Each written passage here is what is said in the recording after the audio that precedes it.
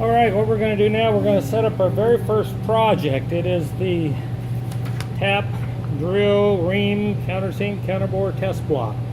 It's in your folder on the left hand side.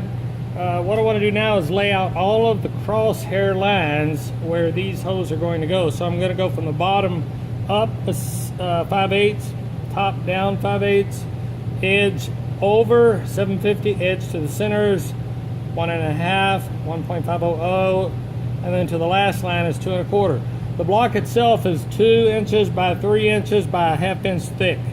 So I just cut it off. I used 2-inch stock, so I cut it off, and the ends may be a little slightly crooked. It's a saw cut, but we do want to make sure we deburr it because those things will cut you when they come off the saw. So make sure it is deburred.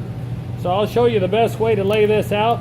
We're going to lay it out. We're going to put the center punch marks in it. After that, I will take it to the saw and show you to the drill press and show you how to drill this thing. So we want a 625 line coming off the bottom, 625 line coming off the top. Then the next line over is 750. Remember, I showed you how to use your calipers.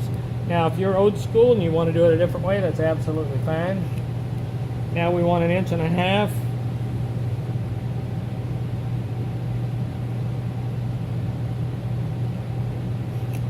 Now we want 2 1/4.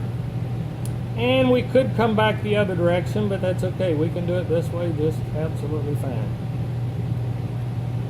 So we're going to shoot it all the way down through there.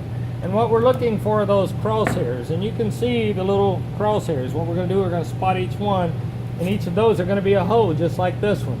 Now you notice that this one was made wrong because the counterbore, countersink, and ream go on the bottom, but they're in the wrong order. Counterbore should have been at this end, countersink and ream in that order. That way we keep the big hole away from the big hole. This big hole would be this end next to the small one. So someone did theirs a little bit odd, but that's okay. We forgive them. Now let's go ahead and put our prick punch marks in this.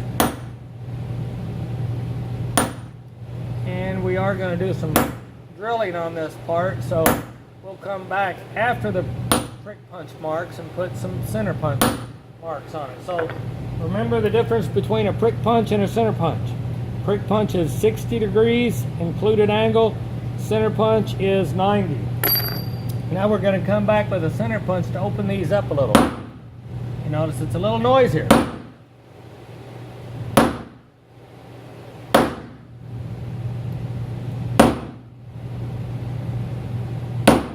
Okay.